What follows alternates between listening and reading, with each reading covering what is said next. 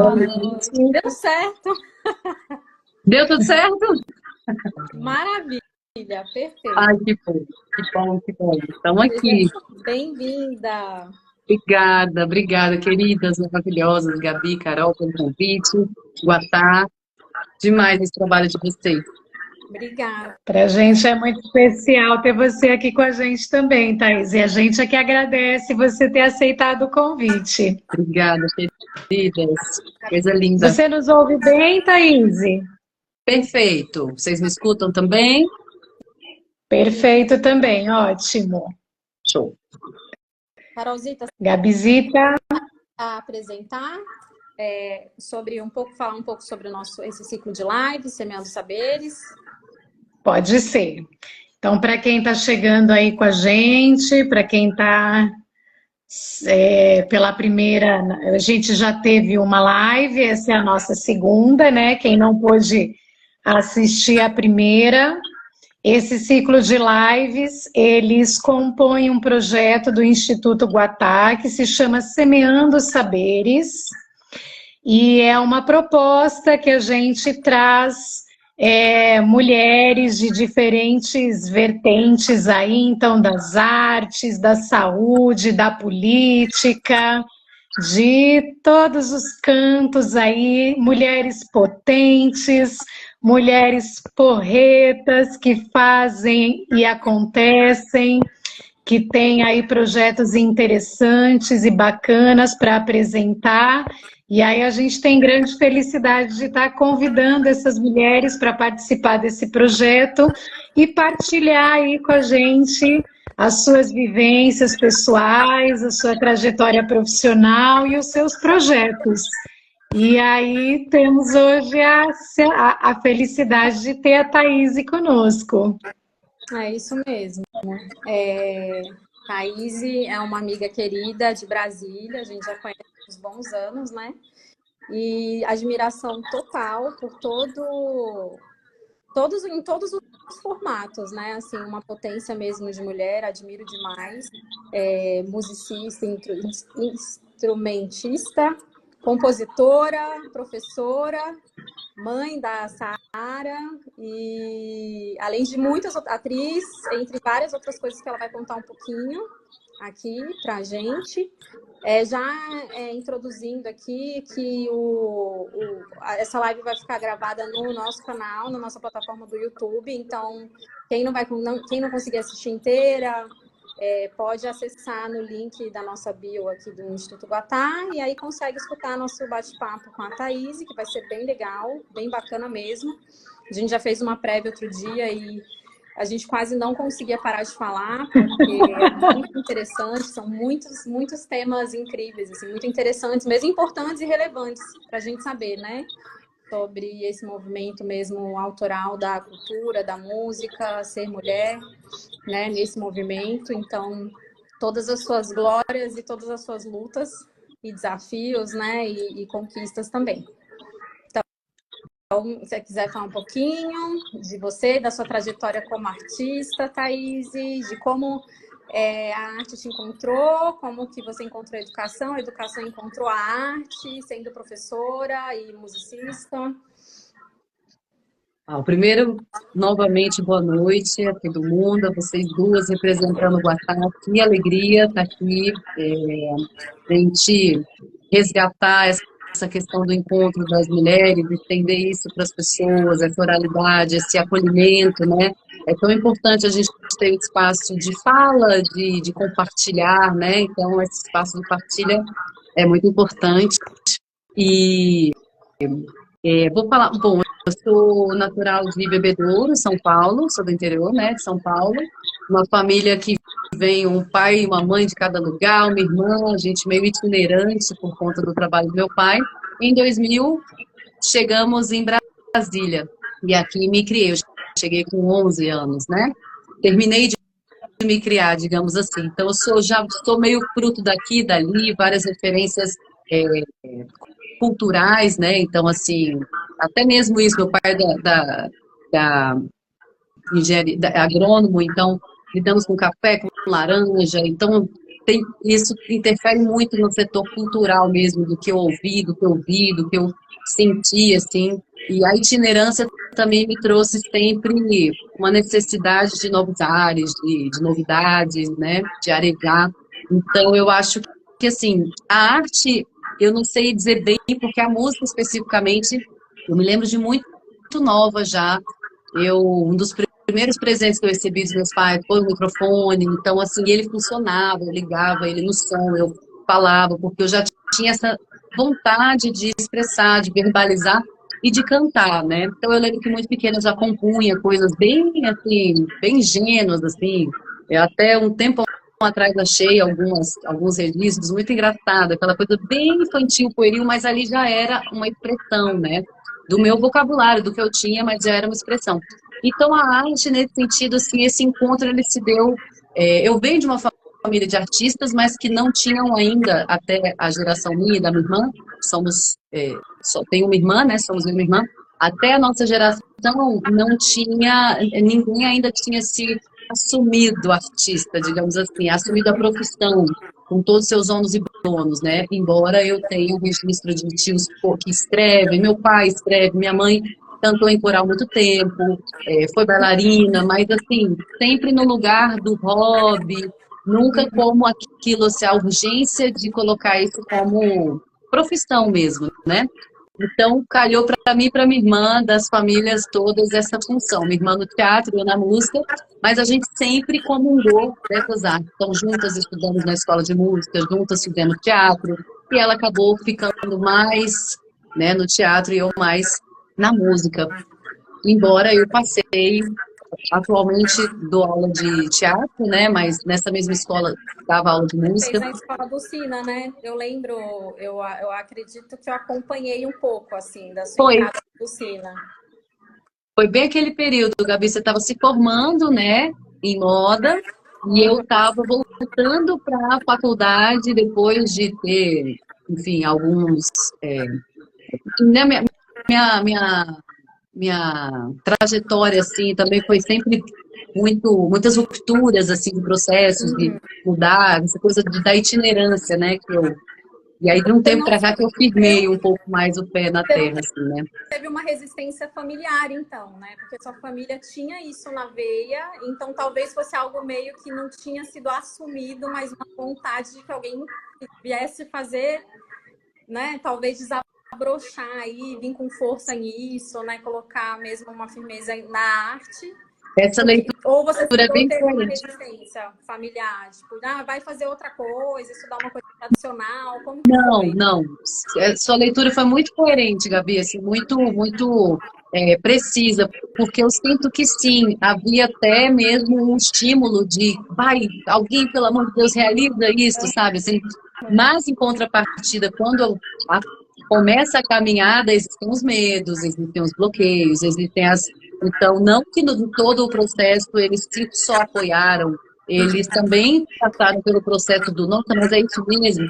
Mas, no fundo, naquelas entrelinhas, sempre houve, até porque colocaram a gente, né, quando adolescentes ainda, minha mãe levava, buscava na escola de música, apoiou muito para que a gente fizesse mesmo. Quando eu abandonei, porque depois eu voltei para a escola de música, mas quando eu, adolescente, saí do piano erudito, estava muito pesado para mim, não era muito o que eu estava conseguindo gerenciar numa cidade nova, adolescente, muita pressão, ela ficou bem triste, mas assim, no decorrer do caminho, teve muita coisa que eu tive que falar para eles, ei, eu tô bancando essa ideia, vamos lá, é isso, essa é a minha caminhada mesmo, porque também é sempre desafiador, né, no mundo no Brasil, que a gente tem tantos desmontes culturais, a gente sabe que, né, financeiramente é um desafio, né, muito grande, então, obviamente, eles também passaram esses medos, assim, a gente ainda passa, né, assim, nada aquela estabilidade tremenda, né, mas,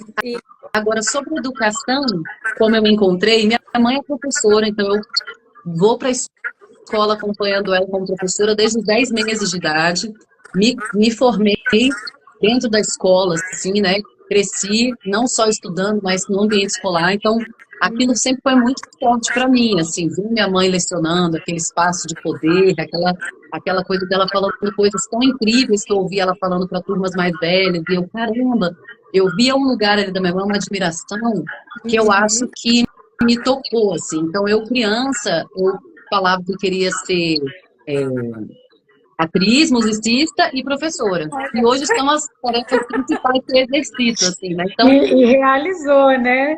isso, quando as pessoas falam de sucesso, né? Falam assim, ah, sucesso que você tem, você vai ter muito sucesso. Eu agradeço, acolho, eu entendo de que sucesso eles estão falando, geralmente estão falando do sucesso midiático, do sucesso de mandar ela na rua, de ser aquela coisa, aquela coisa toda. Mas eu sinto o sucesso é de caramba, o que a minha criança queria fazer, eu estou fazendo. Nossa, Eu estou muito emocionada hoje, gente. Ai, Que lindo legal. isso, muito legal. Não sei, esse encontro com vocês, estou super emocionada, que legal, que gostoso. É muito bom ouvir. Fala um pouquinho mais dessa vivência, Thaís, e como que é levar a arte para dentro da educação, né? Sim. E aí foi muito interessante, porque como que, a princípio eram caminhos diferentes, então educação e arte, eu como artista querendo pulsar, pesquisar, improvisar, fazer, né? Não necessariamente eu pensava ser professora de arte, eu pensava ser professora e eu pensava ser artista. Só que aí a sincronia das coisas, e eu acho que até uma forma de conseguir comungar sem que isso me... Eu não sei bem, falando honestamente, assim, eu não sei bem qual foi o start onde eu entendi que elas iam conversar dessa forma, que eu seria professora de artes. Quando eu fiz a minha primeira... Não, pode, você continua, segue. Quando eu fiz minha primeira graduação, quando eu entrei, né, na UNB, quando eu terminei o segundo grau, eu fiz pedagogia, pensando na educação e tudo. E aí eu entrei, só que foi um período em que eu tive uns rompimentos, então eu comecei um casamento, e aí eu rompi com o teatro. Sabe quando você começa a fazer, muito nova, né, isso eu tinha 17 para 18, então era muita informação, começando um relacionamento que eu acabei entrando muito de cabeça, mergulhei muito nesse relacionamento, abdiquei de muitas coisas pessoais para estar nele, né? E uma delas foi a graduação, porque a gente estava morando afastado, a gente foi viver uma vida no mato, enfim, depois foi viajar. Coisas que eu queria vivenciar também, experimentar, mas que me colocaram num lugar um pouco afastado. Então eu rompi com a graduação e quando depois, anos depois, já com filha, eu falei, tá, agora separei, eu falei, agora eu preciso focar aqui na minha trajetória, nos meus estudos, e aí eu falei, eu preciso voltar para a faculdade. E aí me veio a questão de estudar artes plásticas, visuais, porque também eu, por muito tempo, pintei, vendi alguns quadros, mas tudo muito na coisa do lúdico, né, assim, da entrega artística, mais assim do que uma pretensão de ser uma artista plástica mesmo, né. E eu não quis fazer música porque, embora eu atuasse, sempre atuei mais na música, das artes, a música foi a que eu mais me debrucei, mas eu confesso que eu tinha um certo receio do erudito, da erudição demais na música, e como eu tinha experimentado isso na escola de música, foi um pouco traumatizante o quanto aquilo me colocava num lugar de não criação, de não pulsão e mais de intelecto. Então eu falei, cara, eu tenho medo de eu estragar minha música, meu pulsar artístico, musical, entrando numa coisa muito cognitiva, muito... Então eu pensei, pô, por que não artes plásticas? E aí, de repente, vamos ver. E aí foi nesse vamos ver, terminei a graduação, já tinha o concurso da secretaria para dar aula, e eu falei, bom, aí eu fiz o concurso, passei, e aí eu naturalmente entrei como professora de arte. Mas aí eu mais atuando na música, porque eram especializações que eu tinha mais até do que na própria graduação, né? Deixa eu te perguntar uma curiosidade aqui, que é o cenário cultural em Brasília, né? Como que foi quando você começou, de uns anos para trás? Porque Brasília tem, né, essa cultura do rock and roll, da música, tem várias bandas e cantores, né, de referência e tal.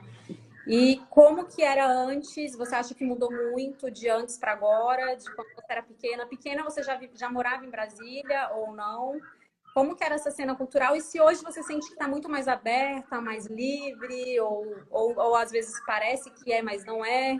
Conta um pouquinho essa sua experiência, assim, sua percepção mesmo do antes e agora. O que é que você imagina que é a tendência para o futuro também, né? Essa coisa um pouco temporal da cultura em Brasília, que é onde você mora, né? Onde você vive. Legal. Eu acho assim, eu cheguei com 11 anos, né? E eu vim de uma referência é, de onde ouvia-se a cidade, o contexto era todo sertanejo, porque, né, do lado ali de Barretos, enfim, bem agrícola a cidade e tudo, mas meus pais sempre com referências, muitas referências, assim, então, de MPB a rock, é, né, assim, muito brasileira, muito música internacional, bem ecléticos. Então, a minha formação foi bem eclética. E quando eu cheguei em Brasília, em 2000, ainda pairava aquele clima do Cidade do Rock, Brasília é a capital do rock, né? Tanto que a gente tem vários festivais e eventos com essa bandeira, porque, de fato, nos anos 80, 90, quando Brasília estava começando a ter gente jovem, né, assim, começando a ter uma certa efervescência depois da migração de todo mundo e tudo, e com aquele cenário disso, Legião Urbana, Plebe Rude, tantas, né, assim, referências, Capital Inicial, depois Café L, enfim, teve realmente, assim, essa efervescência do rock na cidade. Só que aí depois, Brasília é um lugar que vem gente de... eu mesmo sou daqui, a maioria das pessoas da minha geração não são. Da minha geração, já são, assim, metade é de Brasília e metade não é.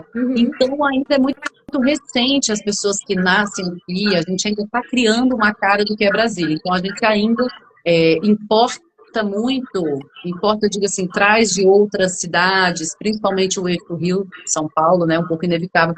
Mas a gente pega a referência de todos os lugares, porque aqui tem gente de todo lugar do Brasil. Mas na época ainda tinha aquela coisa dos filhos dos ministros, dos diplomatas que tinham acesso aos vinis e ao material de rock que vinha em primeira mão. Com isso deu, né, assim, o próprio Renato Russo, ele ouvia em primeira mão que era lançado na Inglaterra, nos Estados Unidos. Então, essa pegada do rock veio muito dessa importação, né? E à medida que começa a vir também a cultura nordestina em Brasília, né, das pessoas que vieram construir Brasília, vem com esse maracatu, trazendo frevo. Tanto que a gente tem uma tradição aqui em Brasília de cultura regional muito forte. E eu acho que essa história do rock vai se mesclando à medida que essas outras culturas vêm ganhando voz, né? Quando o povo de Brasília, e não só a elite de Brasília, começa a poder falar também, a se manifestar, ir para a rua. Então a gente tem, por exemplo, o Carnaval de Brasília, até 7, 8 anos, 6 anos atrás, era praticamente inexistente. Todo mundo saía. Hoje a gente tem uma tradição de fanfarras que ensaiam o ano inteiro na rua, tem uma história de ocupação. Então, assim, está muito mais plural. Eu acho que tem gente muito mais disponível e disposta a fazer e a ouvir muito mais coisas. Eu me sinto, assim, desafiada quando você pergunta de um prognóstico, de onde isso está indo, porque essa mistura está acontecendo, inclusive uma ode ao pagode, assim, a gente tem o samba, o choro, a gente tem um dos principais polos de choro do Brasil, né, que é o Clube do Choro de Brasília, é uma escola e que ela tem um teatro que abarca músicos do mundo inteiro. Paul McCartney tocou lá, né, agora, no final do ano passado. Enfim, então, Brasília é muito essa mistura, essa miscelânea, assim, é um pouco difícil prever para onde isso vai. Mas, assim, eu sei que tem essa pluralidade, eu só fico um pouco, assim, curiosa para saber, porque a gente tem artistas muito ricos, muito plurais. Vocês me ouvem? Vocês estão me ouvindo? Estamos ouvindo. A gente desligou um pouco o microfone, porque eu estava com a impressão que estava dando um pouquinho de eco. Perfeito. Não, desculpa, só para saber. Não, mas estamos ouvindo perfeitamente, Thaís. Ótimo. Só aquele testezinho para não ficar aqui falando igual a doido sozinha, né? Não, estamos aqui. Tá bom. Mas então, essa questão para onde vai, porque culturalmente a gente está numa efervescência, crescimento de grupos artísticos, de artistas produzindo mais. A gente realmente tem um cenário riquíssimo de artístico, mas, em contraponto, a gente tem uma perseguição política e burocrática muito grande aos espaços onde essa arte e cultura acontece. Então, as casas onde tem música estão obrigadas a serem fechadas porque recebem multa o tempo todo. Quando por exemplo, no eixão do lazer, então, uma ocupação de artistas, de grupos, de food trucks para fazer isso acontecer, de repente tem o AGFIS vem e tira de lá. Então eu fico curiosa porque embora a gente esteja num crescente artístico, eu continuo vendo os artistas, quando ganham uma certa projeção, eles acabam saindo de Brasília. Então eu fico pensando, e aí quando eles saem de Brasília, eles acabam se levando e levando a arte deles para lá e se mistura com lá. E lá eu digo majoritariamente Rio-São Paulo, né? Assim, esse eixo ainda é o mais, né? Isso eu falo dos meus contemporâneos, meus amigos artistas agora, em tempo real.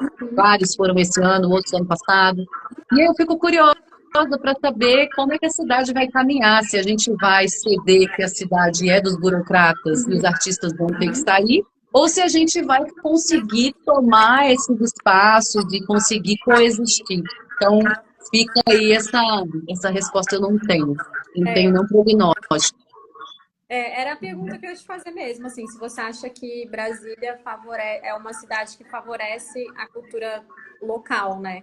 Eu acho que você já respondeu na sua fala mesmo, né? Então tem uns desmontes, uns boicotes, então acaba sendo delicado para uma pessoa realmente viver de arte, né? Que é tão essencial no mundo, né? E quanto mais o tempo passa com tantas questões climáticas e essa sensação de fim de mundo, e eu fico pensando nas civilizações que já foram, né? Às vezes eu fico viajando nisso assim e falo, cara, o que a gente tem das civilizações antigas? É a cultura, é o que fica, né? É a música, é a arte, são as esculturas, são os quadros, são os restos das arquiteturas. Então, tipo, isso é tão essencial de um povo. É isso que caracteriza um povo, né? Exatamente.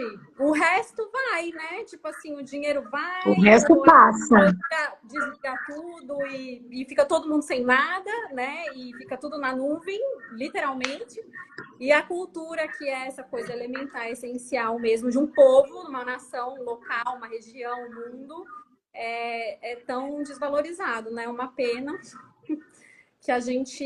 É realmente muito... É sobre isso, né? É sobre isso, exatamente. Exagera a roupa e continua, né? Sacode a poeira.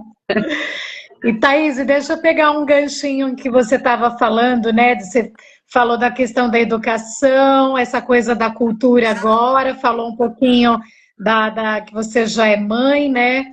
Então, fala um pouquinho para a gente como que é conciliar todas essas questões, né? Essa vida da banda, desse cenário artístico, cultural, que a gente sabe que é uma coisa que flui mais na noite, no final de semana, associar com uma rotina da educação, que já é uma coisa que já tem uma rotina semanal e diária, e, além de tudo isso, a questão da maternidade, rotina da filha e tudo mais.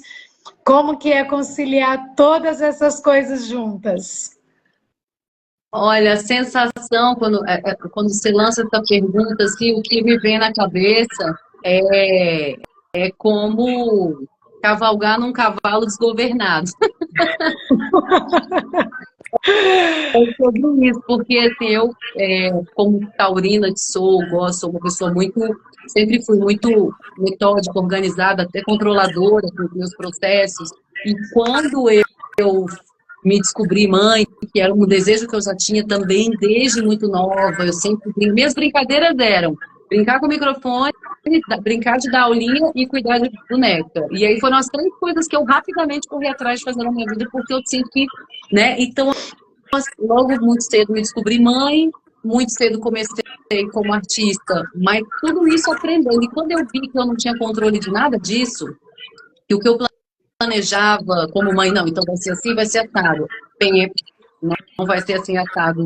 Então, assim, para mim, foi o grande aprendizado assim, que uniu tudo isso para mim é o improviso, é entender que existe o ideal, o planejado e existe o real, e a gente opera no real. Então, eu saí do plano das ideias, fui muito nova também, então eu ainda achava que o mundo era aquele ideal de sonho de vida que eu tinha, e você vai vendo que não, as coisas acontecem no seu tempo, da sua forma. Então, foi muito sofrido em alguns aspectos, mas também muito grandioso do entendimento de que o mundo é muito maior do que as nossas pretensões, né, assim, do que a gente espera e como a gente acredita que vai ser. Então, se pergunta se você foi aquela mãe ideal que tinha horário para tudo, tudo. Não, não fui, não consegui ser, não sou até hoje, mas eu sou a mãe ideal para minha filha. Ela, com certeza, eu sou a melhor pessoa que ela poderia ter como mãe.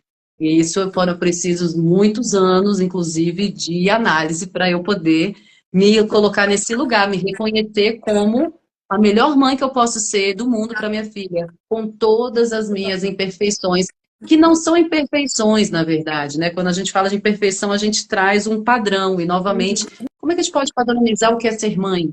Se a gente tem culturas, regiões, climas, milhões de fatores que diferenciam, que são diferentes em cada situação. Então, é um caminho de me aceitar mesmo, assim, falando. Então, eu fui planejando as coisas conforme a possibilidade.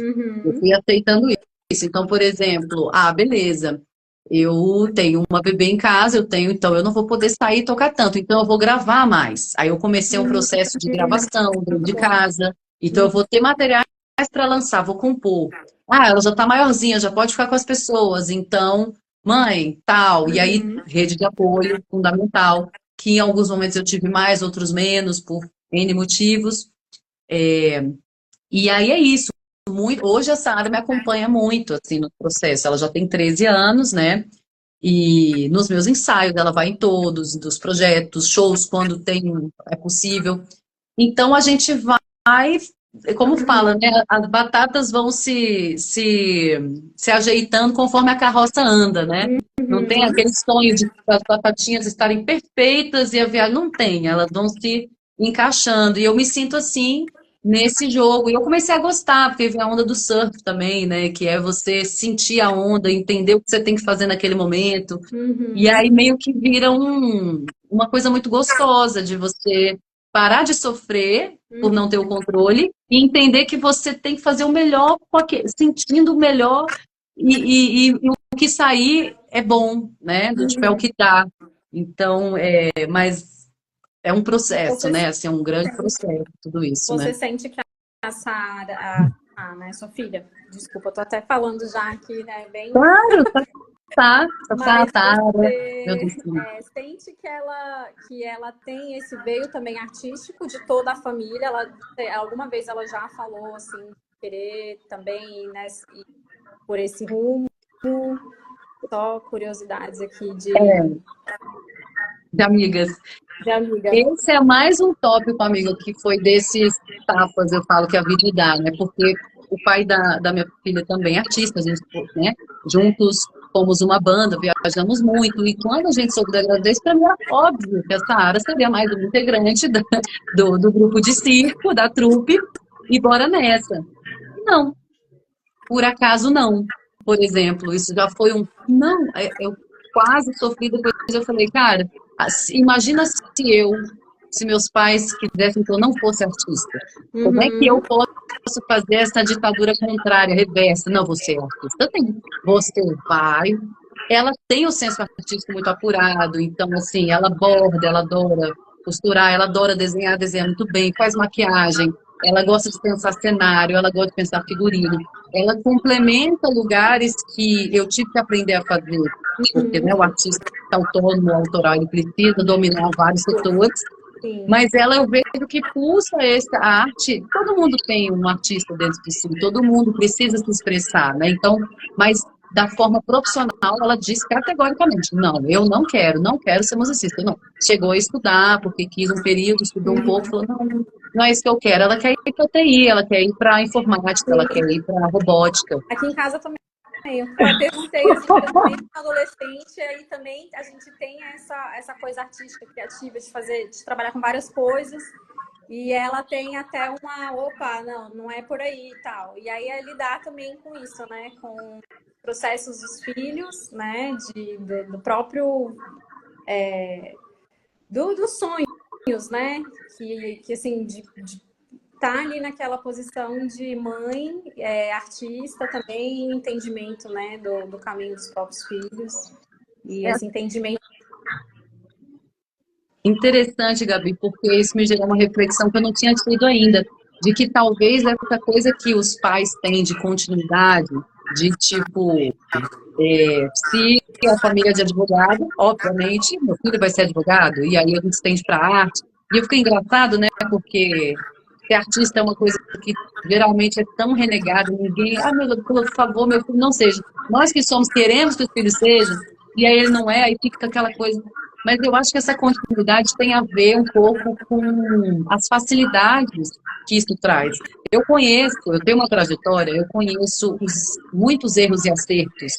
Então eu fico numa tentativa de abreviar o caminho dela, e vem comigo porque aqui eu te explico, e de repente os filhos vêm e falam, peraí, eu sei, eu quero. Ela me fala assim, ela fala, mãe, deixa eu ter minhas decepções, calma.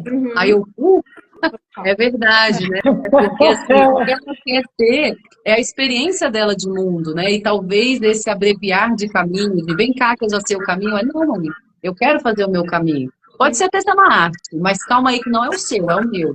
Então eu estou muito trazendo assim, essa sutileza de não querer, de diminuir as expectativas mesmo em relação ao que eu quero. E olhar para ela, o que você quer, como eu posso te ajudar? Porque robótica, eu não posso ajudar ela em robótica, a não ser pagar igual eu faço, um curso, levar ela para fazer aula, passear em feiras, estimular de e o interesse por robótica, né? Que é isso que é muito louco. A coisa que a gente nunca teve interesse antes, um caminho que a gente nunca pensou ali de se interessar às vezes, e fala, nossa, é interessante, né? E aí a gente começa a fazer toda uma pesquisa e de começar a entender uma outra área, assim, então tanto que a gente aprende, né? Exatamente. Uma troca, né? Uma troca de interesses, né? Não é nem de saberes, porque de certo modo está todo mundo aprendendo junto, mas uma troca de interesses, né? Perfeito. E aí também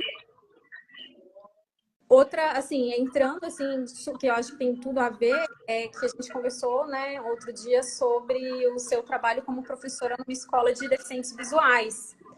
E foi muito lindo, assim, o que você falou, assim, do tipo de aprendizado que a maternidade, né, um momento você falou, assim, tanto que a maternidade te ensinou tanto para você estar trabalhando dentro das escolas como professora, e você sendo professora em casa como mãe, e sendo artista nos dois também, como professora, e como tudo isso fez, assim, uma processo criativo, né? E tanto que o meu TCC, né, o meu trabalho de formação na faculdade foi sobre essa tríade. Um professor meu também era artista, pesquisador, porque estava no doutorado e tudo, então é pesquisador acadêmico sobre a arte, sobre o fazer artístico, professor e artista.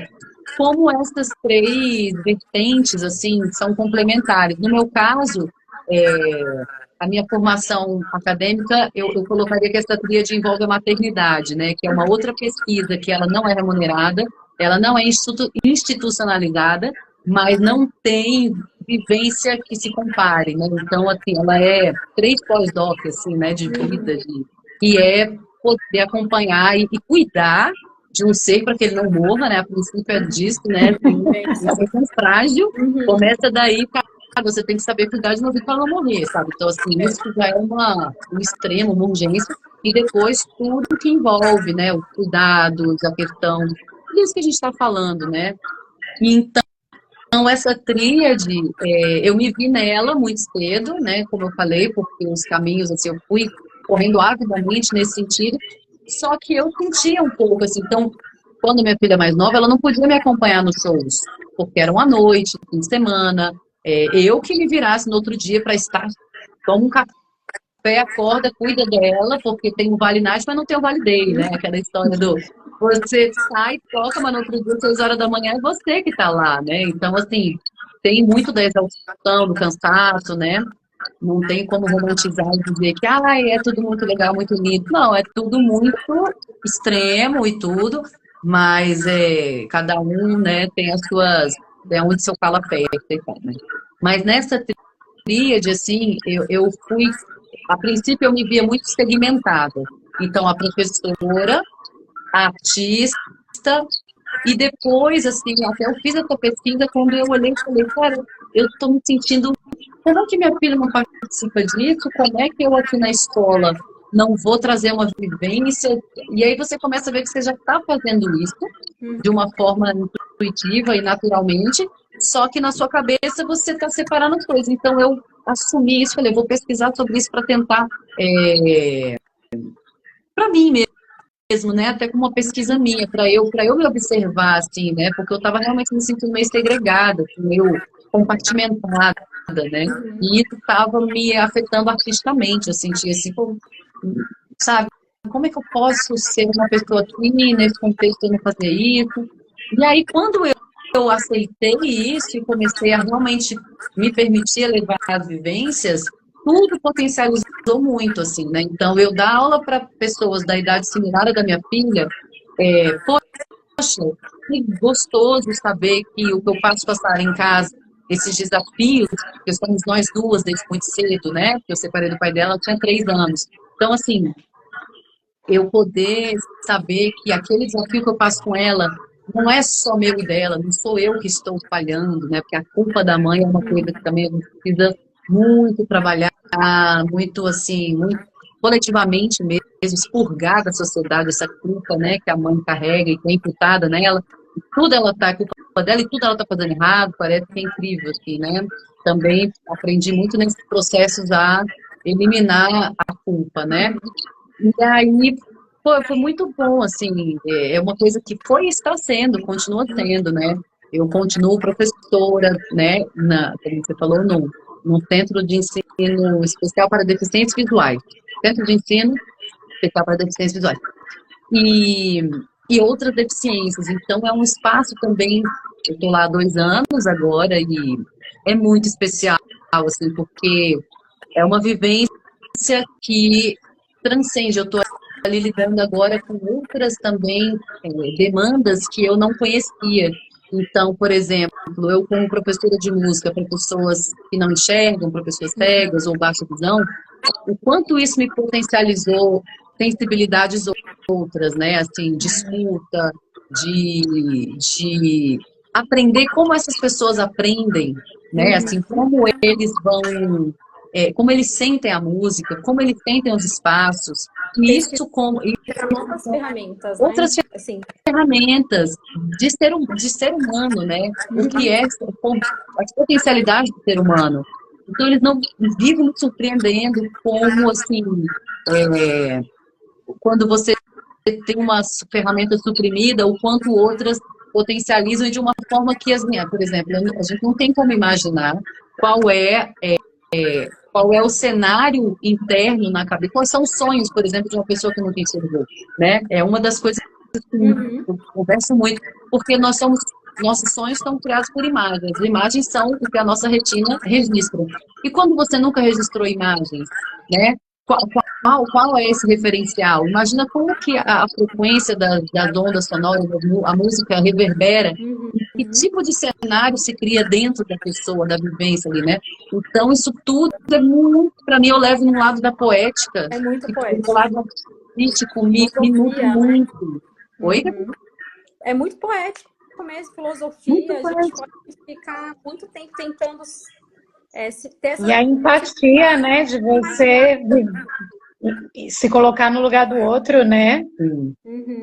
Porque eu acho que, assim, a empatia realmente, você falou uma palavra que era muito urgente, né, no mundo, assim, né? Eu acho que muito do que a gente passa das mazelas e tudo vem dessa não exercício da empatia, né? Porque se a gente para um pouquinho e se coloca no lugar da pessoa, a gente já freia em 50% no mínimo, de repente uma chateação, uma desavença. Quando a gente faz esse exercício de, peraí, como eu estaria fazendo no lugar dela? Puxa, eu estaria sendo uma pessoa pior do que ela está fazendo. Então, peraí, calma, vamos com calma. E aí eu acho que isso, a gente se atropela muito porque falta empatia. Então, esses espaços, tanto a escola quanto a maternidade, me forçam a empatia o tempo todo. E isso me expande, porque quando você consegue se projetar no lugar do outro, você já ocupou um espaço que não, outro espaço, então você aumentou de tamanho, né? Você está ocupando mais espaços, assim, do tamanho eu falo.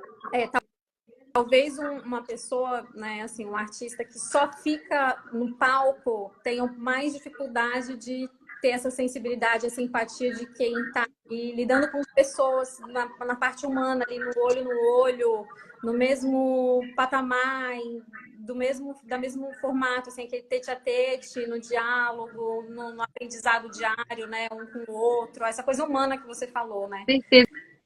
Porque tem as funções, né? Assim, a arte é essa eterna discussão, conversa, diálogo sobre a arte tem função, ela precisa ter função, qual a função da arte? E ela é tudo isso e mais. Ela tem função, ela não precisa ter função, não é um anula o outro, ao contrário, elas se somam, né? E eu acho que tem essas formas de fazer artístico. Então, tem pessoas que compõem baseadas na sua vivência particular, no seu sentir, no seu observar, e levam essa música e a bem quem escutar, quem se sentir, é uma forma de fazer.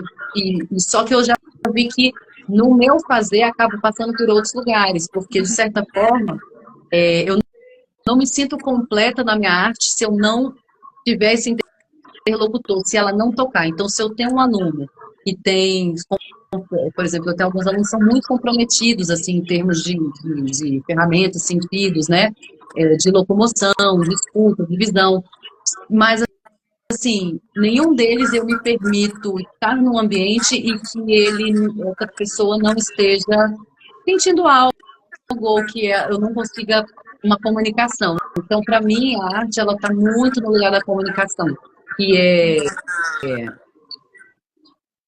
com a licença da palavra, ouvir, né, não sendo capacitista, mas assim, ouvir e ser ouvida, ver e ser vista, tocar e ser tocada. De alguma forma eu preciso de me comunicar, por algum sentido. Então, assim, essa pesquisa de como eu vou tocar essa pessoa, como que ela vai se sentir preenchida, como que eu vou ocupar, como é que essa comunicação vai se dar. Então, essa pesquisa, para mim, ela é muito, assim, eu sinto que é onde a minha arte, eu me realizo mais na minha arte, né, assim.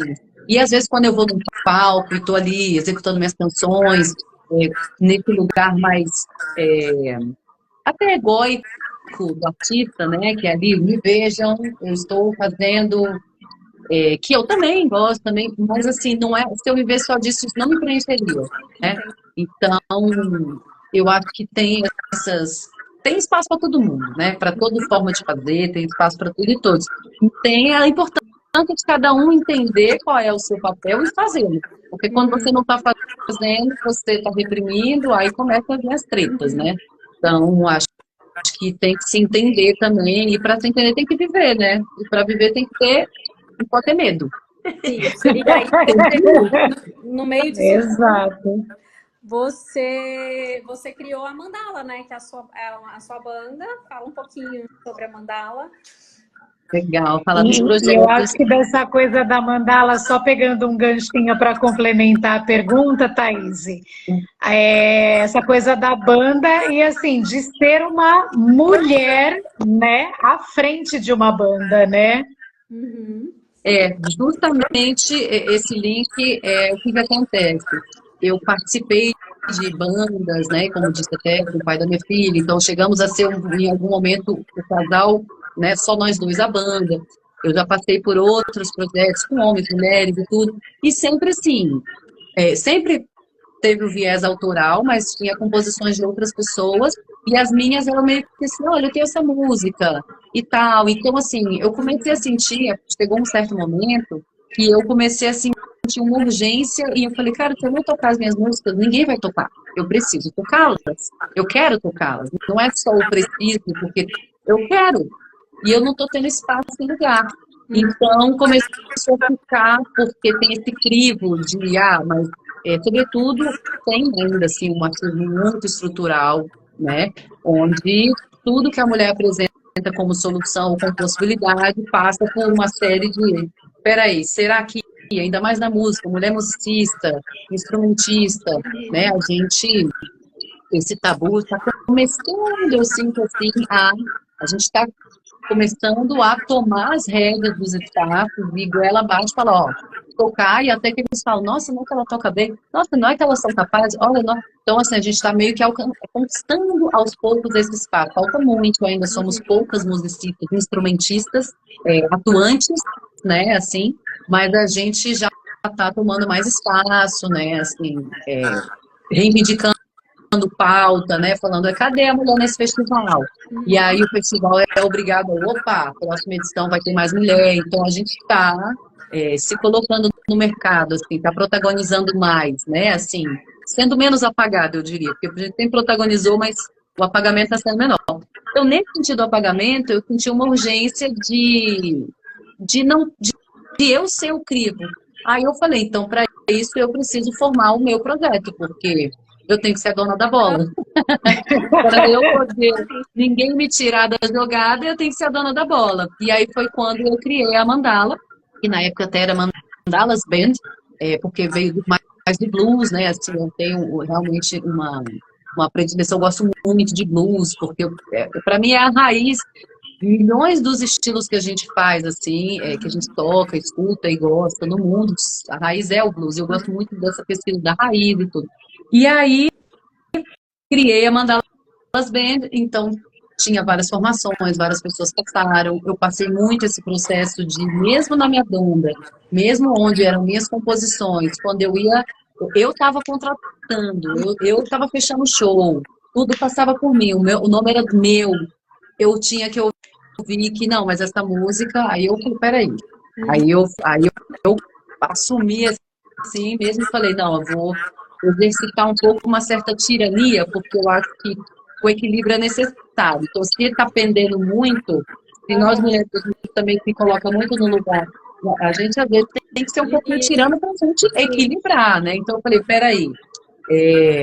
De como se esperasse sempre uma aprovação, né? De outra. Exato. E aí, quando...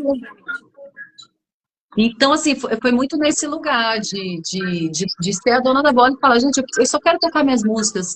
Quer tocar comigo? Beleza, não quer? Toca outras músicas com outras pessoas, mas aqui são as minhas músicas. E aí, hoje, eu estou num lugar muito confortável, com uma equipe muito confortável, onde existe todo um respeito, um carinho, uma admiração. Muito porque se vê resultados, né? Também tem isso, né? A gente vive num mundo que se o resultado ali, o fim da planilha é o que conta. Opa, na planilha tá ok, então tá dando certo, vamos continuar injetando energia nisso. E aí, só que a Mandala também é a minha revolução. Nessa área foi uma das minhas revoluções. E a Mandala é uma revolução pessoal como mulher, né? Assim, como mulher profissional. A Saara foi uma coisa mulher-mãe, a maternidade. E aí, a Mandala foi outra revolução, que é eu falar para mim mesma, você é capaz, para com essa... autossabotagem, né? Síndrome de impostora, como se todo mundo é capaz e você não... Não, para com isso, que passa. Então, eu tive que, muitas vezes, olhar para mim e falar assim, pô, mas você não tá tão bom, faça. E quanto mais você faz, você melhora, né? E aí você começa a ter esse reconhecimento das pessoas, nossa, que legal, que bom. Você precisa se validar primeiro, e é tão dolorido, foram vários processos, eu fechei shows, combinei, aí o rapaz que ia me acompanhar não ia, aí eu não consegui fazer o show, porque eu dependia dele para me acompanhar. Numa dessas eu falei assim, isso nunca mais vai acontecer. Voltei a estudar para poder me acompanhar, para poder falar, agora quem quiser toca comigo, mas eu não deixo de fazer. E isso foi uma revolução, porque isso vai desencadeando várias Você vai conseguir estratégias, né? Para lidar com esses desafios constantes, para você conseguir seguir com a sua missão, né? É isso, assim, Perfeito, Gabi, é exatamente a sensação é essa. A missão é tocar as músicas, sabe? É fazer a música acontecer, é tocar, é botar a cultura para frente, é fazer. E tem muitos percalços aí, né? Mas, assim, eu realmente vejo mandato. E aí eu toco em outros projetos, já fundei vários. E aí vem a Mandala Produtora, quando eu vejo que se eu não pegar e eu não for atrás de fechar show, eu não for atrás de aprender como que registra a minha música, se eu não for atrás de fazer o meu cenário, se eu não for atrás de tudo isso, ninguém vai fazer. Ou eu faço muito caro. Então, além da composição das músicas, além de fazer os shows, de estar realizando ali, né, dos ensaios e tá movimentando a energia da banda, ainda tem essa parte de produtora, né? De conseguir os espaços para tocar e administrar a grana também, orçamento, tudo. Né? É de cabo a rabo, assim. Então, acaba que fica muito cansativo. E isso, eu acho que, assim, artisticamente no Brasil, a tendência veio sendo essa, né? Assim, a gente dominar todos os meios, assim, aquele sonho dos produtores, da época das gravadoras, lá nos anos 70, 50, né? Aquilo foi um imaginário que aconteceu, mas há muitos anos, muitas décadas, a realidade acessibilizou-se, né? Assim, a cultura, a arte, os instrumentos, não é mais só para poucos. Então, agora tem muitos artistas, os produtores não dão mais conta. Ou você se produz e começa a se destacar e fazer você ser um produto muito vendável, que gera muita grana para um produtor falar, agora eu quero te produzir. Então, a gente teve que começar a virar, nós artistas, os artistas e produtores, né, mesmos, assim. Então, muitos aprendizados, assim, que a gente tem que ir agregando para poder fazer o que a gente mais quer, que é tocar para as pessoas, com as pessoas, né? Para esse momento chegar, esse momento de glória chegar, tem milhões de momentos de inglória, né? Digamos assim, mas a gente tem que ir aprendendo a se divertir no caminho também. Tudo isso são aprendizados recentes, né? Assim, enfim, passei por muita perda, muito sofrimento, eu digo isso porque é para não romantizar, né? Eu estava refletindo sobre isso, cada vez mais comum a gente começar a elencar, essa pessoa é isso, é aquilo, né? E quando eu vou ver, assim, o tanto de função que eu acabo tendo que fazer, enfim, eu não sei se eu rio ou se eu choro, sabe? Se eu fico muito feliz ou se eu fico muito triste. Porque é sobre essa solidão de novo, né? Que a nossa sociedade se coloca. Antes a gente era comunidade, então eu não precisava fazer tudo isso sozinha, porque a comunidade fazia. E hoje eu vejo que cada um tem a sua casa, seu apartamento, sua microfamília, que às vezes resume a você e seu pet, ou você, seu companheiro, você, sua companheira e uma filha. Enfim, cada um tem o seu formato, mas esse ilhamento, né, essa coisa da gente estar se ilhando tanto e se sobrecarregando tanto, né, e eu me sinto muito bem fazendo essas funções hoje, todas, mas me sinto muito sobrecarregada, às vezes sinto muita solidão. E pega na saúde mental. Pega na saúde mental, pega na saúde física, exaustão. Então, milhões de vezes me vi de cama porque eu não parei, e aí vem um processo de doença psicossomática, a gente fala, para, você vai ter que parar. E tem um lado romântico, mas tem um lado muito dolorido de tudo isso também, né? Eu acho que a gente tem que olhar esses lados, assim, né? E como você sente é isso, assim, que é exatamente essa falta de tempo para lidar com tudo isso, essa sobrecarga mesmo de responsabilidades, né, de várias formas, e ainda tem essa pressão de estar sempre para você estar sempre no mercado, né, conseguindo competir ali, porque de certa forma o mercado te faz competir, porque tem muita oferta de tudo, então você precisa estar no topo, ou minimamente você precisa ser vista. e está produzindo coisa nova, e as coisas novas cada vez se esgotam muito rápido, é mais efêmero, né? Então, assim, você produziu ali, então existe essa pressão de, né, eu sou da área da moda, então foi uma coisa que me estimulou muito, era essa pressão de estar sempre produzindo coisa nova. Então, eu vi as outras marcas, então, assim, semanal, né? Você vê Shein, então, que é por dia. E aí, como que você, assim, se você entrar nessa, você pira, porque é impossível, a gente não é máquina, né?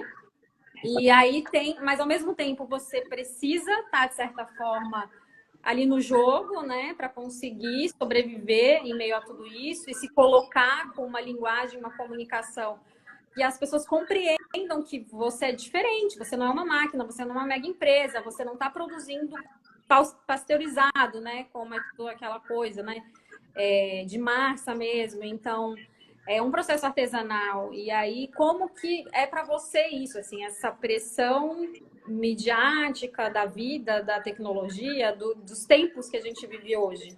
Em relação a tudo, né? Sendo mulher, ao corpo, à imagem, à idade, ao sucesso, né? Que é muito... Conta um pouquinho. Muito legal, Gabi, esse apanhado que você fez, essa reflexão, assim, porque eu sinto que o que resume tudo isso é a satisfação, né? Assim, eu já me vi muito pressionada a atender ao tempo, ao cronômetro, ao calendário mercadológico, até porque se você está se colocando no mercado, você tem que estar ali jogando aquele jogo, né? Senão, toda hora você está à margem. Então, só que assim, eu percebi que então, beleza, vou lá, aí conseguia focar, otimizar o tempo, produzia, daqui a pouco um processo familiar ou um processo, seja qual for, externo a isso, me jogava para um outro lugar onde eu precisava de, putz, eu tendo que dar atenção para isso agora, eu não consigo. Igual agora, eu estou muito focada minha filha está na transição da adolescência, eu estou prestando estar muito junto, entendendo o que ela está pensando sobre cada coisa, acolhendo, escutando as angústias, não é nem só escutando, porque eles não são muito de falar, você tem que estar ali. Eu estou tendo que exercitar um olhar em relação a ela, que esse ano eu toquei muito menos, por exemplo. Naturalmente, né? A gente não dá conta de fazer tudo. A gente tem uma quantidade X de tempo, tudo para administrar, e aí a gente naturalmente oscila. Então, tem época que eu estou muito mais agressiva no sentido participativo no mercado, artisticamente falando, e tem época que eu estou, peraí, agora eu estou namorando, supondo, agora eu estou vivendo um amor, peraí, rapidão, eu estou produzindo aqui, mas estou... Porque ainda tem essa esfera, né, as esferas pessoais, assim, emocionais, que também são tão necessárias e amparam tanto. E aí, o que me fez conseguir entender que tudo bem eu não dar conta de tudo o tempo todo, é quando eu percebi que cada dessas funções minhas sou eu, sabe? Eu dar atenção para minha filha é tão importante quanto eu ganhar um Grammy, que é tão importante quanto eu ser uma professora que faz a diferença na vida ali daqueles alunos e que a gente faz, e ninguém está vendo. Sou eu e o aluno, mas eu estou vendo ali, eu estou sabendo o impacto disso. Então, essa satisfação, quando eu comecei a introjetar que aquilo, e sentir que aquilo era suficiente, eu já não tenho mais que provar e que receber da direção um troféu, aquilo já é o troféu. Então, a gente se validar, né, e saber que o sucesso para mim é, caramba, novamente no começo da live, né, eu queria ser professora, eu queria ser mãe, eu queria ser artista, eu sou tudo isso. Isso já é sucesso para mim, eu vivo do que eu queria viver. A minha criança foi abraçada. Então, assim, se eu ganho mais ou menos dinheiro, se eu estou ganhando mais ou menos prêmios, são adereços, né? Anel, é um brinco, é uma tiara que você coloca ali no momento, mas o dia a dia é a minha vida, né? Você ganha um prêmio, como fala, né? Os maiores medalhistas que a gente já teve, tudo, se for analisar em 30 anos de carreira, quais foram os dias de medalha? 5, 6, 10 dias da vida, de 30 anos. Então, o que importa é o dia a dia. Se eu acordo feliz, grata, porque eu vou fazer um café da manhã para minha filha e ela vai me contar uma piada, e eu vou para a escola, e eu vou tocar uma música e meu aluno vai... aprender uma coisa nova. Isso já basta, sabe? Assim, eu acho que essa satisfação me tirou muito essa necessidade de atender essas necessidades competitivas, assim, né? Do tipo, eu sou a mais. Não tem como ser a mais. Talvez neste contexto micro eu consiga me destacar nisso, mas não vou ser mais importante que ninguém em geral, sabe? Assim, eu acho que é desfazer esse sistema piramidal mesmo, assim, é a gente desfazer isso da nossa vida, né? E, essencialmente é muita pretensão dizer que, vamos desconstruir de uma hora para outra. Mas quando isso passou a ter menos importância para mim, todo momento, agora eu tô parada tomando um sol. A gente estava falando, né, Gabi, sobre, e isso é uma dificuldade que eu ainda tenho muito grande do ócio. Eu me sinto muito bem ocupando todas essas funções que eu falei. Quando eu estou fechando um show, quando eu estou passeando com a minha filha, quando eu estou dando aula, quando eu estou tocando, quando eu estou compondo. Mas o ócio é o próximo passo que eu quero conquistar. Ficar bem no ócio. Eu falo assim, Thaís, você pode sim parar aqui, tomar o seu sol, ficar aqui. Isso é uma coisa que ainda está difícil para mim, mas que eu sinto assim que eu preciso conquistar pela minha saúde, né? Assim, eu sinto que eu ainda estou somatizando muito questão pelo excesso de gastando minha máquina. O costume, o padrão é fazer muitas coisas. Então, já virou um padrão ali do dia a dia, né? Daquela rotina de estar fazendo múltiplas tarefas. Quando a gente diminui, tá tranquilo. Não fazer nada sente muito, quebra muito esse padrão, né? Você fala, cara, o que eu tô fazendo? Aí vem E a gente se culpa, né? Vem uma culpa ali. Tipo assim, gente, eu tô aqui fazendo nada e o mundo tá aí rodando, né? Como se a gente fosse, como se aquilo fosse sinônimo de vagabundagem, né? Mas, Thaís, eu acho muito rico isso que você está partilhando, porque isso é uma contracorrente desse mundo das redes sociais que a gente vive hoje em dia, onde as pessoas querem passar essa imagem completamente mentirosa de que a vida é linda, de que a vida é perfeita e de que eu faço tudo lindamente, perfeitamente, eu dou conta de tudo e eu sou sensacional e eu tô sempre super maquiada e meu cabelo tá sempre perfeito. E cara, é o que a gente fala muito pra galerinha jovem, principalmente, né? Sai dessa, que isso é uma mentira, é mentira. Essa vida não existe, né? E você trazendo isso, tipo assim, cara, é esse dia a dia que é o mais gostoso de tudo e o resto é só um complementinho. É muito massa você trazer isso, né? Porque a gente precisa quebrar essa ilusão. E é tão dolorido, né? Porque os nossos jovens, eles têm pouca experiência de vida prática, igual essa nossa, de vivência mesmo, assim, de anos de vivência, e o que eles têm de diferencial é o que está no celular. Aí que está o grande perigo.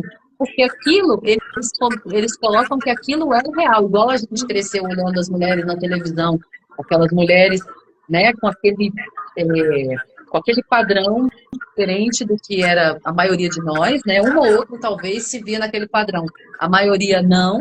Então, assim, isso já foi um início não, né? Já foi um processo já também adiantado de desgaste, de visão real de mundo, né?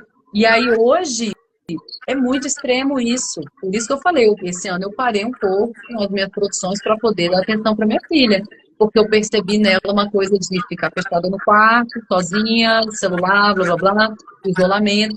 Na escola, numa das reuniões, né, pedagógicas, uma professora estava trazendo, nossa, é muito triste isso, a juventude, a gente sempre, já aquele discurso meio vai ficando mais velho, começa, né, a juventude, isso aqui, que eu não quero cair nisso, eu falei, gente, eu não quero ter essa ficar maldizendo a geração que está vindo, o bom era na minha época, eu acho que isso é uma coisa muito perigosa, assim, geracional que se comete, mas ela falando, os jovens hoje só ficam no fone, no celular, e não se comunicam. Aí eu trouxe o contraponto que eu observei aqui em casa. Eu falei, pois é, mas se a gente for observar, muitas vezes, quando eles vieram conversar com a gente, mãe, só um minutinho, eu estava fazendo isso. Então, eu ensinei ensinei ela esse caminho. Se ela está assim, pode ter certeza que ela aprendeu com alguém. E geralmente foi comigo, porque aqui em casa, né, o núcleo mais próximo somos nós duas. Então, eu acho que a gente, quando condena a geração, na verdade, a gente está ensinando esse caminho, né, de tipo, muitas e muitas vezes para eu poder escrever um projeto, às vezes vai ter um destaque, que demanda 2, 3 dias de escrita intensa. Ótimo, não fala comigo, sabe, assim, do tipo, tudo bem. Aí eu me perdoo e falo, não, são 3 dias. Mas espera aí, o que eu vou fazer dos outros dias? Os outros dias, então eu me peguei muito nisso. Eu falei, cara, para eu poder dar conta das minhas produções, eu negligenciei um pouco essa atenção. E aí eu me cobrei isso esse ano. Eu falei, ó, esse ano eu vou baixar a bola, esse fogo do estar fazendo, e então, assim, isso oscila. Não vou dizer que eu consegui agora estar em paz com todos. Não, vai ter um momento em que eu vou estar desequilibrada de novo, fazendo muito não sei o quê. A gente vive do equilíbrio e desequilíbrio, né? Não é dizer que você já volta, entrou numa outra maratona. Mas aí muda de outro jeito, de outra forma, né? Não é igual. A gente volta, mas não volta mais a mesma, né? Exatamente. Não é a mesma situação, né? E são descobertas, né? Assim, são descobertas, assim, é exatamente isso. São os processos, né, de cada uma. Meninas, eu infelizmente vou fazer aqui o papel do Cronos. Com muita dor no coração, porque tá uma delícia esse nosso papo aqui. Mas a gente vai agora se estendendo aí para os nossos últimos 5 minutinhos finais. E eu quero deixar esse espaço aberto para você, Thaís, fazer suas considerações finais aí, deixar os seus contatos, contato da banda, a galera que está aí vai assistir depois a nossa live também, quiser contactar vocês, né? Enfim, fica super à vontade, o espaço é todo seu. E vai que vai. Obrigada, meninas. Adorei o convite ao término aí, invocando o Cronos aí, né? Essa mitologia. É muito. Mulheres eu adoro, né? Mulher tem a sua sensibilidade, né? Pessoal, então, obrigada mesmo mais uma vez, o Instituto Vida Longa a esse projeto, a esse encontro de mulheres. E quero convidar todo mundo a conhecer o meu trabalho artístico, né, que é o que eu disponibilizo aí, né, nas mídias e tudo. Tem minha banda, Mandala, com 2 L's. Então tem no Spotify, todas as plataformas, tem álbum, EP, singles, são todas composições minhas, arranjadas por mim, mas com grupos de músicos muito especiais, pessoas muito queridas. No Instagram é Mandala BR. Oi, Gabi.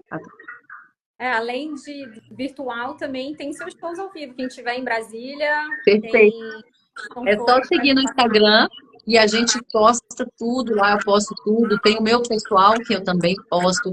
E aí, para além do Mandala, que é a minha banda, né, assim, eu participo, sou baterista no Nuggets, que é um power trio também, em dub. Tem o Marias Rosa Stock, que é um grupo de mulheres que tocam e cantam nomes de mulheres, né, compositoras, musicistas do Brasil, então se você recorta do Brasil, musicalmente, assim, enfim, eu estou sempre me envolvendo em projetos, então segue lá, acompanha, chega, Thaís e Mandala, depois eu vou até te passar, de repente a gente coloca na descrição, eu acho que até pode facilitar aquela coisa de clicar no link, mas assim, convido a vir junto, a gente se ouvir, conhecer o trabalho, né? Assim, é muito gostoso conversar com você. Eu aposto que todo mundo que ficou aqui gostou muito assim do bate-papo.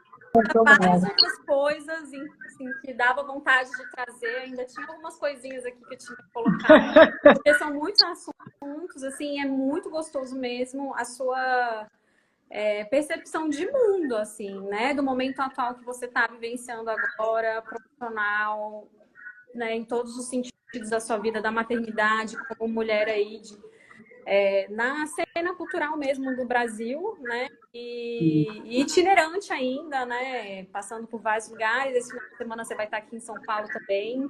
E é isso, gente. pode convidar, a gente vai, entendeu? A gente fecha, a gente conversa, a gente se resolve, e a gente vai mesmo, o negócio é ir. E ficou de isso aí. inspiração para muitas mulheres mesmo, né? Que às vezes ficam nesse processo de autossabotagem ou de sabotagem alheia em vários tipos de relação tóxica, Sim. tanto de trabalho quanto de parceiro, companheiro, né? Então se privando, deixando de fazer aquilo que realmente acredita, porque alguém está falando que aquilo não é bom ou que aquilo não vai ser o suficiente, que não está ganhando dinheiro suficiente. Então, assim, nós mulheres, a gente passa por isso ao longo de toda a nossa vida, né? E então, assim, é realmente muito delicado. A gente tem que estar sempre numa luta constante para conquistar um lugar, né? Assim, e fora todos, né? Assim, todo tipo de violência, né? Também na arte, na música, assim, você lidando com um grande público também deve passar por várias situações constantes, né? De machismo, de falas negativas e até, assim, de baixo calão, né? Então, assim, é melhor a gente já deixar, assim, essas palavras inspiradoras mesmo, de força, né? Legal, Gabi. Isso é o que eu tenho, assim, tem sido um mantra para mim, acreditar em mim. E acreditar em mim não é só assim, acreditar em mim na minha essência, acreditar na minha intuição. Então, assim, a gente sente, não, pô, eu quero fazer isso, é isso que eu tenho que fazer. Aí vem essas vozes, que são, às vezes são vozes de pessoas, às vezes são vozes que a gente introjetou, sabe, de muitos outros lugares, né? Às vezes elas estão dentro da nossa cabeça. Vem as vozes, não, mas é isso, não vai dar dinheiro, não, mas isso o quê? Mas se é o que você está ouvindo, sentindo, faça, sabe? Assim, porque não tem dinheiro que pague a sua satisfação, não tem dinheiro que pague. Quando você chega onde você quer chegar, você fala isso aqui, não tem dinheiro, não tem quem destrua isso, sabe? E isso é construir realmente palácios, né? Assim, dentro da gente, não é necessariamente mostrar para as pessoas, olha esse castelo, mas essa satisfação pessoal, ela não tem outro caminho senão você mesmo fazendo por você. Então, assim, eu acho que a gente se fortalecer, é difícil, às vezes a gente vai precisar de ajuda e não vai ter, às vezes a gente vai precisar de ajuda, enfim, e vai ter gente atrapalhando, mas é manter o foco, é manter e essa escuta, né, e acreditar. Eu acho que assim, a gente tem que acreditar, porque o mundo está todo dizendo para nós mulheres que não, que ainda, né, tem muito homem que fala, mas isso nem existe mais, aí fala, é muito fácil para você falar isso, da sua super poltrona que você está sentado, de privilégios e conforto, é muito confortável você falar que eu não passo mais por machismo como musicista, sendo que eu saio de casa, seja pelo assédio, sabe, são muitas facetas, né, assim, o desrespeito, ele passa por muitos lugares, a objetificação, o assédio moral, a desqualificação, a dúvida da sua capacidade, a inveja dizendo você não vai conseguir, né, tem uma série, eu posso ficar aqui mencionando uma lista farta, infelizmente, de possibilidades para não dar certo. Mas se a gente mantém o foco lá, mantenha aquele assim, tudo bem, tudo isso aí, mas caguei, eu acredito, eu quero, eu vou, e vamos, entendeu? E vamos, e botar a cara, e vamos dizer o que tem que fazer. E a gente, quando faz, vai ficando melhor. A gente não começa bom. Então, tem essa falar. Se você não é bom nisso, sim, mas quando eu fizer isso 10 anos, você vai ver como eu vou ficar bom. E faz o que você gosta, sabe? Até que se prove o contrário, não quero entrar em religiosidade, espiritualidade, respeito todos, mas até que se prove o contrário, a vida é essa, né? Então, como viver a vida? Fazer o que a gente quer, dizer, né?